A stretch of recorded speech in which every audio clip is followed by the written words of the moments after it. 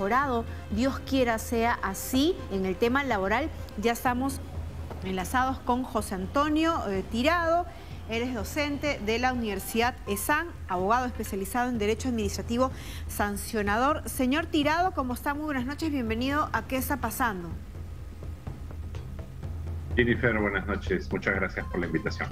Y en principio, esta pregunta que yo lanzaba al aire son 5 años en las cuales en verdad nos ha tocado atravesar situaciones dramáticas, duras, en las cuales uno se pone a pensar que si es que acaso la normativa no es suficiente para poder en principio identificar y sancionar ejemplarmente estas situaciones en las cuales muchas personas se someten por tener un trabajo digno, ¿no? Porque finalmente el trabajo dignifica al ser humano.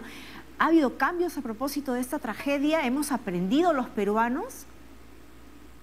Es una pregunta, por supuesto, muy difícil de afrontar. Todos fuimos testigos hace 5 años de una situación absolutamente trágica y desgraciada, ¿no es cierto?, donde 2 jóvenes pierden la vida en unas circunstancias absolutamente inadmisibles. A partir de ese evento tan dramático, ¿qué es lo que ha podido mejorarse o cuál es la situación a la que nos debemos enfrentar como Estado, como administración pública, como trabajadores o como empleadores? Es difícil de afrontar porque a poco tiempo hemos tenido que soportar un episodio tan difícil como la pandemia, con la consiguiente crisis económica que ha producido y los efectos recientes que también son de conocimiento público. Todo eso contribuye a hacer más difícil lo que de suyo es un escenario complicado como es el de la fiscalización o de la inspección laboral. No solamente en el Perú, ocurre en diversos países de nuestro entorno, y es un reto permanente que los estados deben asumir. Solo para poner un dato, para ubicarnos en el contexto, SUNAFIL tiene para el año 2022 un presupuesto inicial de apertura, es decir, el presupuesto que recibe al inicio del año de alrededor de 200 millones de soles. Y tiene un número de trabajadores en total, digamos, de funcionarios y trabajadores a nivel nacional que bordean el número de 1.500 a nivel nacional. No todos ellos son inspectores o auxiliares de la inspección, por lo tanto hay que disminuir, hay que restar, y el número de personas que se dedican específicamente al trabajo de la inspección es evidentemente bastante menor.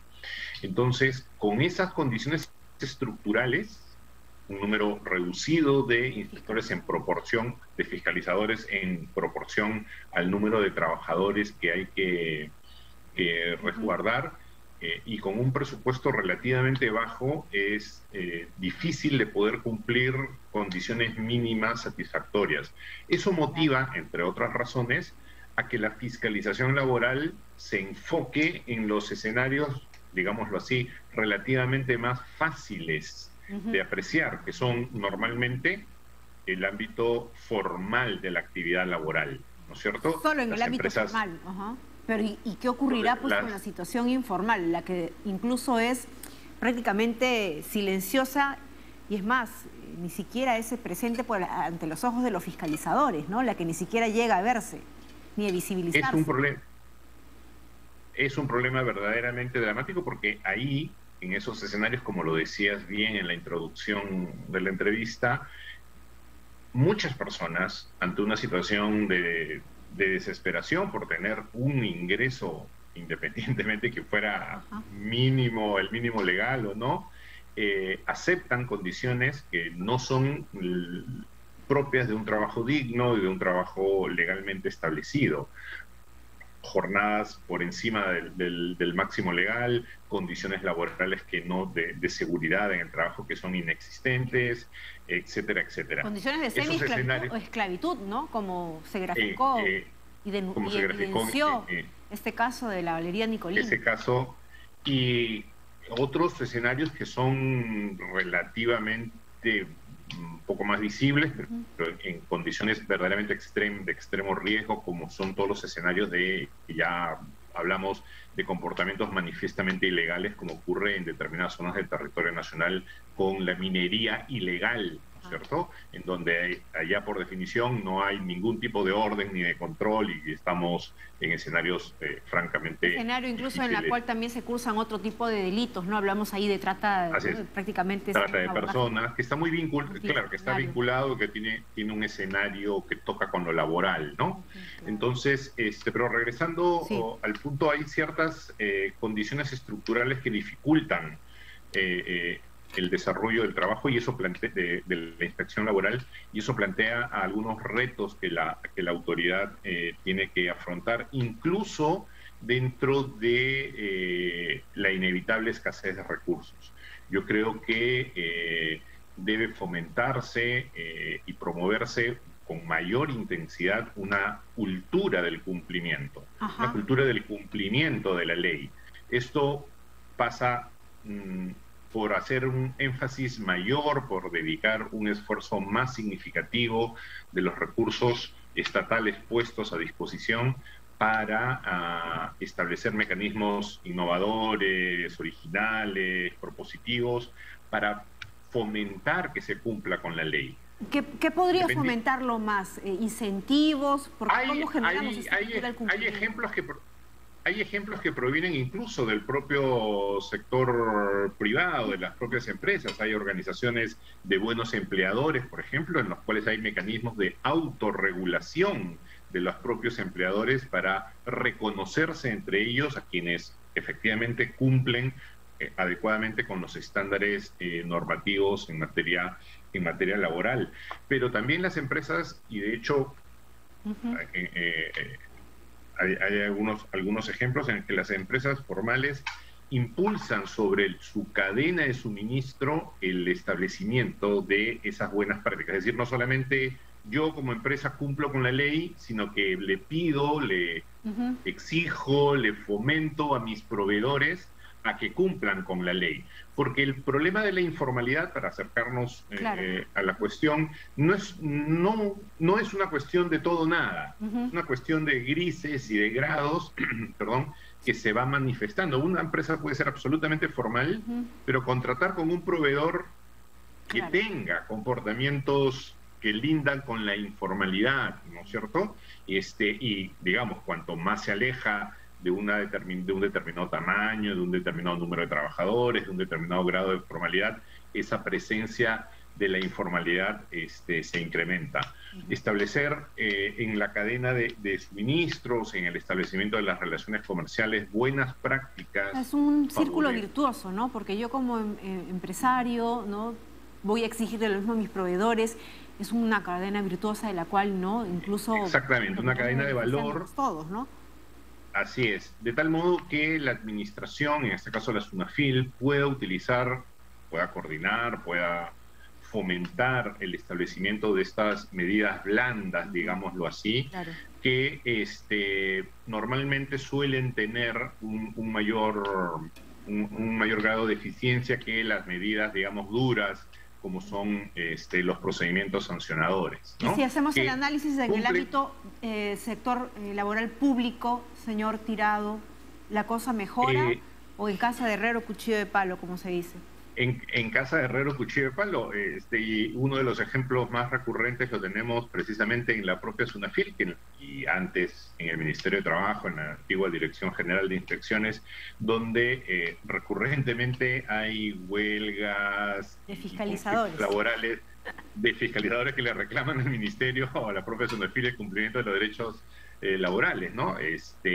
Luego, Salud tiene el principal deudor de Salud es el Estado en sus diversos niveles de gobierno, ¿no? Entonces, es difícil que, digamos, el Estado pueda exigir el cumplimiento de las normas que él mismo está incumpliendo. Entonces, hay una serie de elementos que además tienen principalmente como finalidad el respeto de los derechos de los trabajadores reconocidos por la ley y por la Constitución. Pero además hay un elemento que normalmente no se le da el valor y el reconocimiento necesario, y es que nosotros tenemos compromisos internacionales en el ámbito de la promoción comercial, como por ejemplo el TLC con los Estados Unidos, donde la inspección laboral y el cumplimiento de los derechos laborales constituye una obligación que hemos asumido en cumplimiento de esos objetivos. En el ámbito de la propuesta gubernamental de acceder a la OECD, también el ámbito de la inspección laboral constituye un objetivo y una materia que es objeto de revisión para poder ingresar al OCDE, ¿no? Si es que estamos ambicionando ingresar. Exactamente, cuyo cumplimiento, digamos, tratar de lograr llegar ahí siempre producirá buenos resultados. Es decir, si nos exigen aumentar el número de inspectores, aunque no lleguemos al número ideal, si logramos conseguir ese impulso, el efecto esperado es que haya un mayor número de inspecciones. Si logramos conseguir que hayan mecanismos de fomento al cumplimiento, aunque no consigamos todos los cumplir o implementar todos los instrumentos, el intentar hacerlo constituye por lo menos un avance, un esfuerzo, un compromiso, que son siempre objetivos de largo plazo, pero que en algún momento hay que empezar y hay que cumplir. Si son resultados que vamos a ver a largo o mediano plazo, en un momento se tienen que sentar. Entonces, el panorama resulta auspiciador, señor Tirado, finalmente. Los tiempos no son muy favorables para el optimismo en diversos escenarios, pero creo que hay condiciones, incluso dentro de la adversidad, que significa tener un presupuesto relativamente bajo, tener un número relativamente bajo, o de hecho bajo, de inspectores en proporción al número de trabajadores.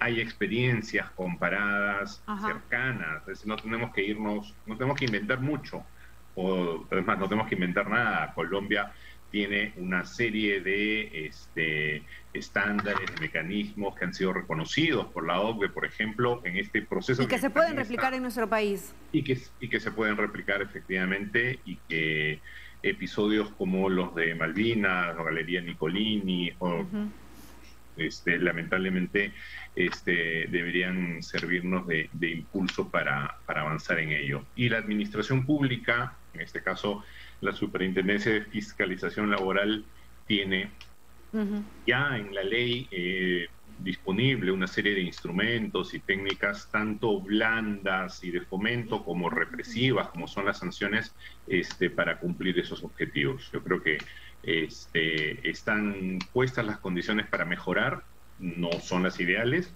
pero hay espacio para desarrollar esas tareas que constituyen obligaciones legales en primer lugar, pero también son obligaciones que trascienden lo meramente legal, pues se refiere a la dignidad de los trabajadores, a la protección de los derechos de las personas, y eso es algo que es siempre importante tener en cuenta. Perfecto, muchísimas gracias, señor Tirado, un gusto haber conversado con usted. Hemos estado conversando con José Antonio Tirado, docente de la Universidad ESAN, abogado especializado en Derecho Administrativo Sancionador y autor pues del libro Actividad de Fiscalización en el Procedimiento Administrativo Peruano, un especialista sin duda con el que hemos estado conversando. Así que le agradecemos por habernos atendido. 7:24, momento de hacer una pausa y vamos a volver para contarles qué está pasando en las regiones a propósito del descenso